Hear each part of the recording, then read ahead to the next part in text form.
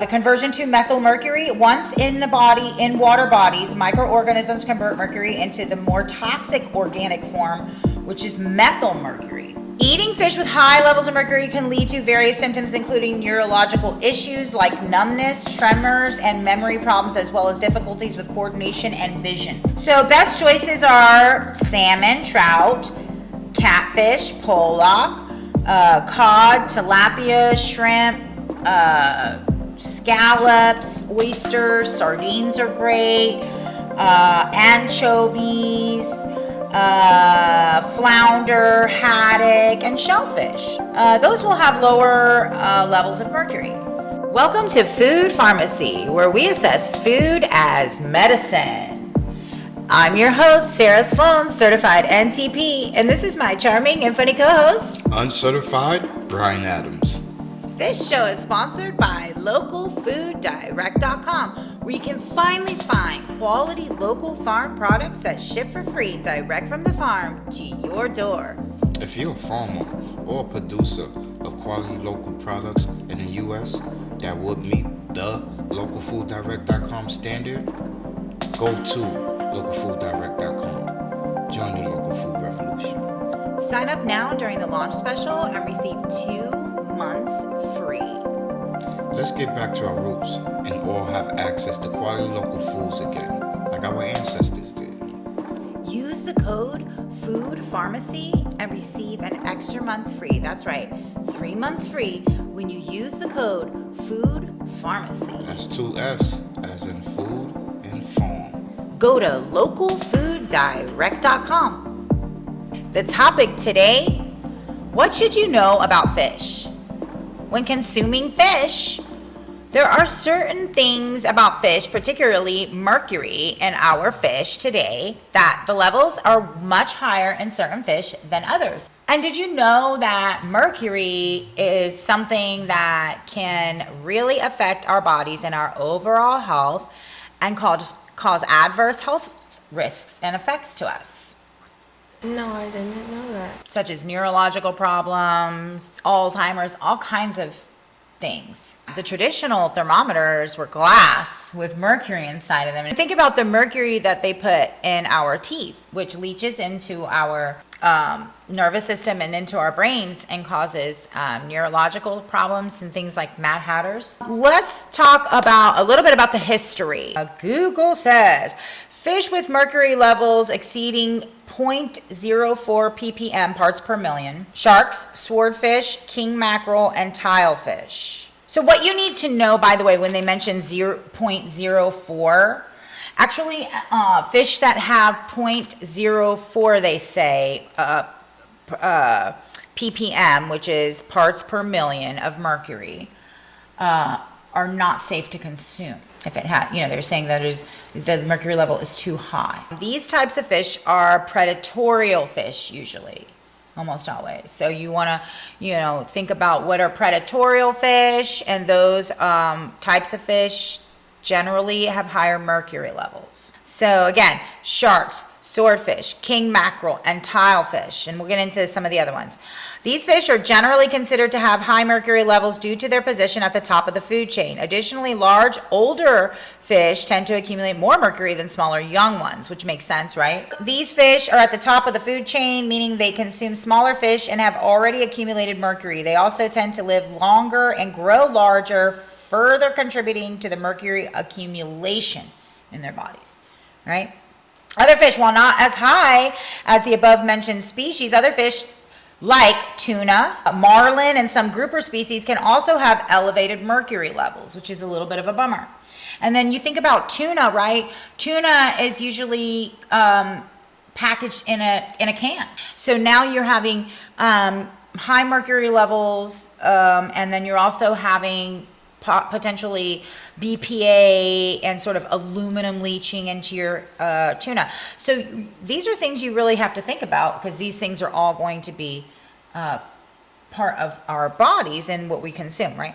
So fresh versus canned tuna. Fresh or frozen tuna fillets may have higher mercury levels than canned tuna. Okay.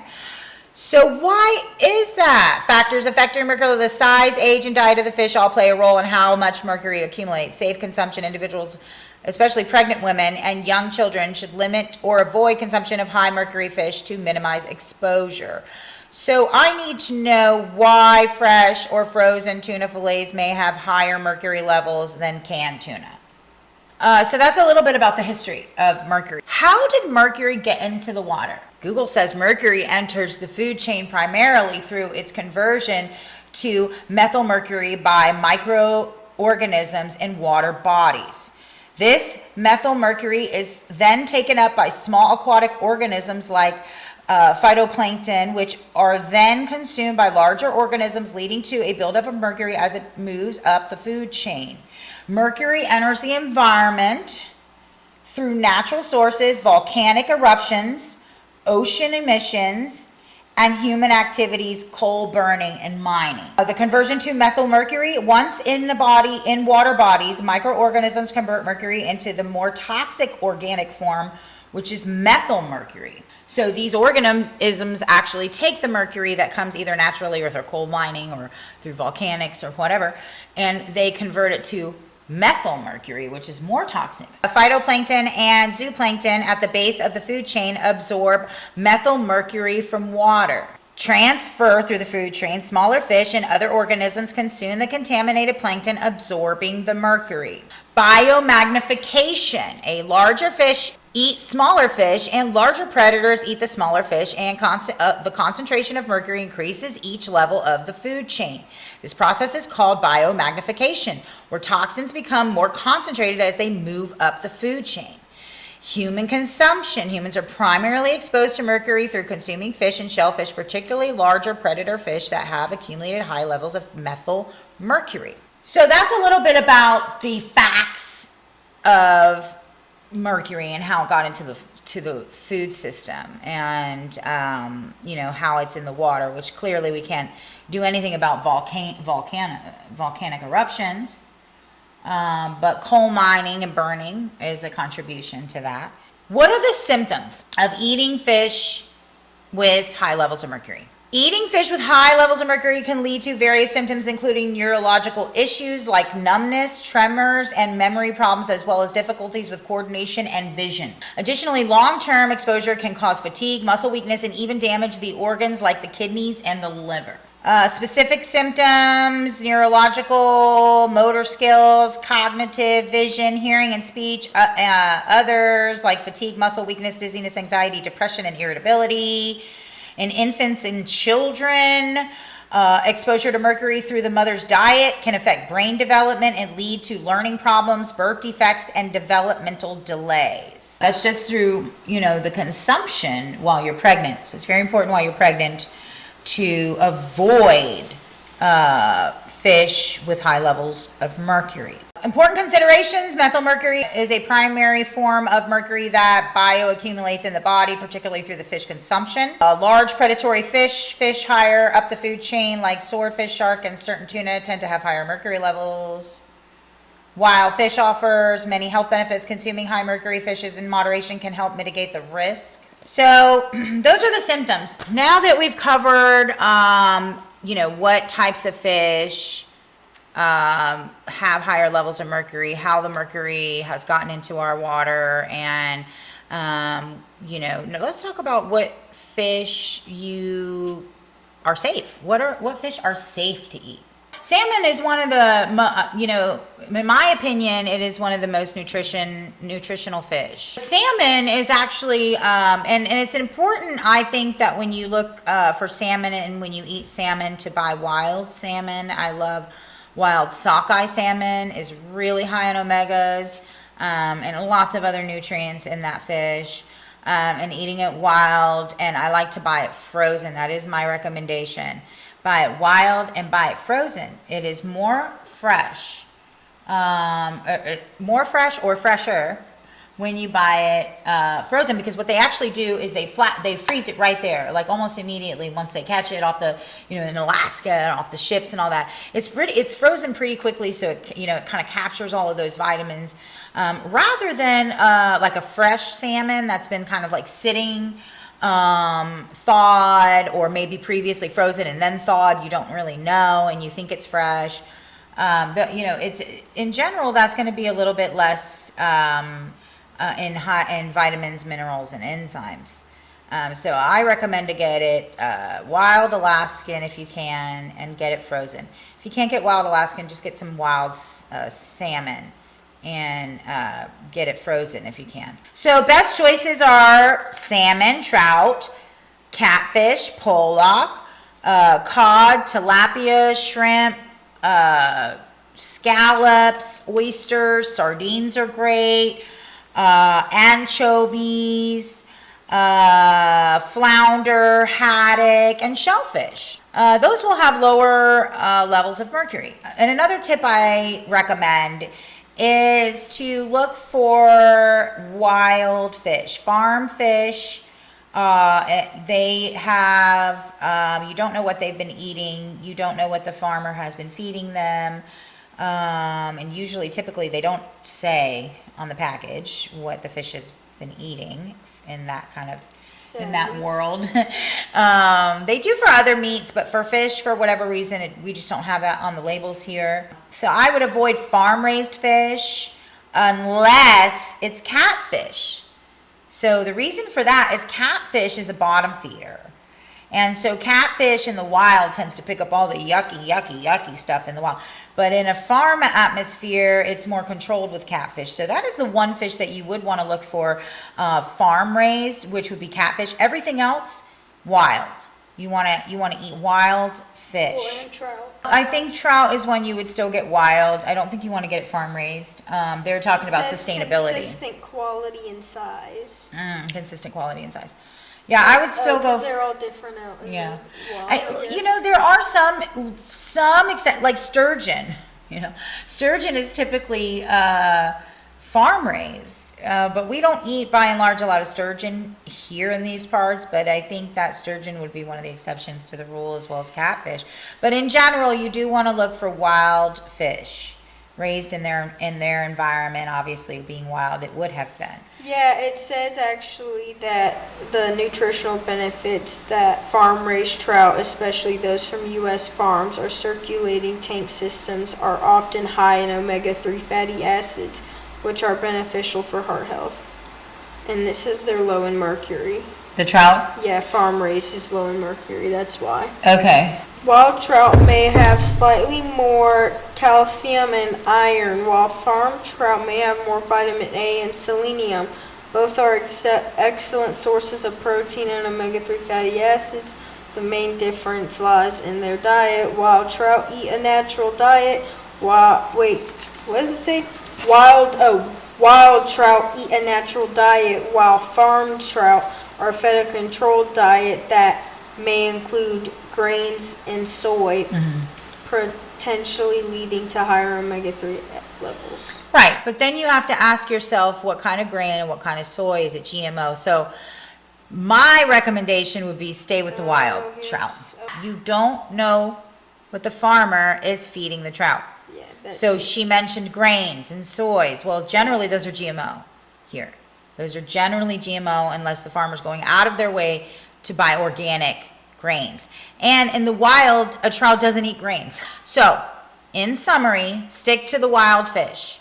The only reason you would go to a farm raise is if you eat a catfish, because a catfish eats all the yucky stuff at the bottom. And so so if you're going to eat catfish, which I don't eat a lot of catfish. I really don't. I don't eat a lot of catfish for that reason. There's no point in it. It's a good fish. And if you're in Georgia, when in Rome, get some fried catfish. However, we're in Florida. Is catfish good?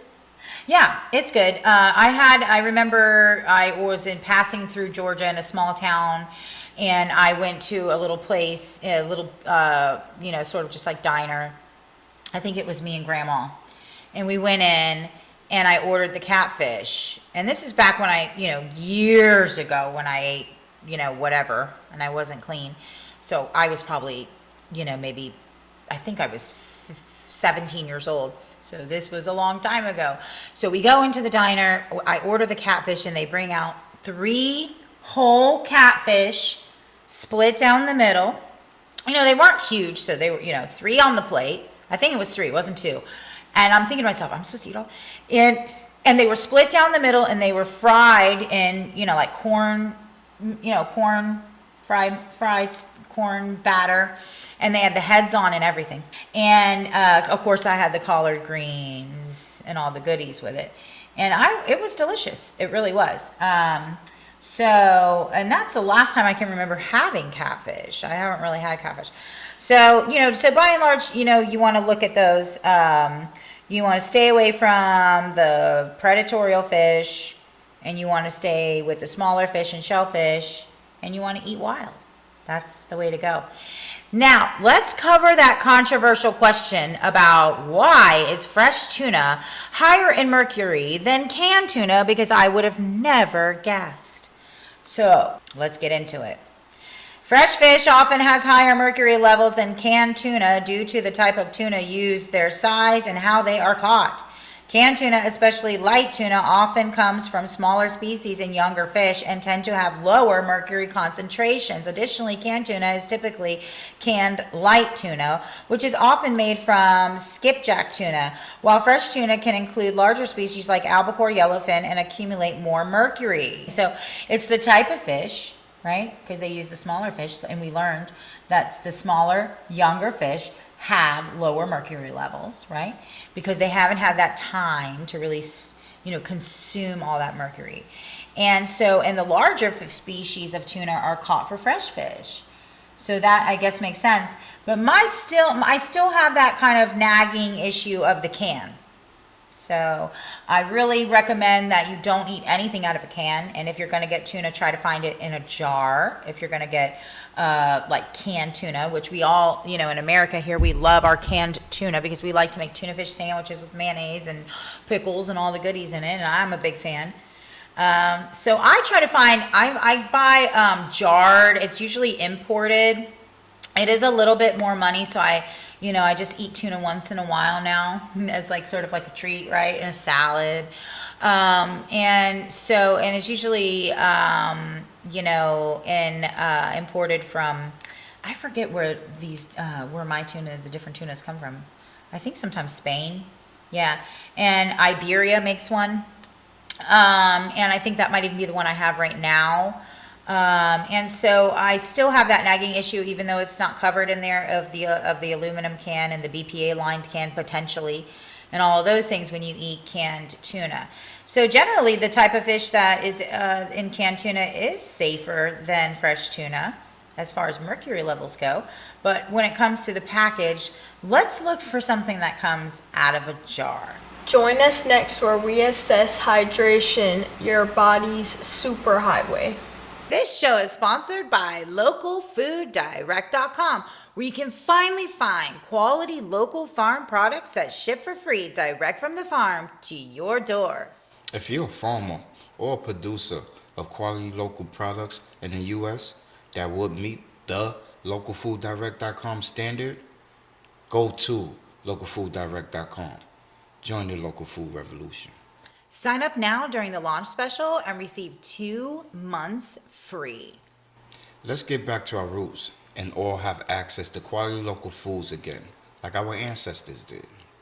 Use the code FOODPharmacy and receive an extra month free. That's right, 3 months free when you use the code FOODPharmacy. That's 2 F's, as in food and farm. Go to localfooddirect.com.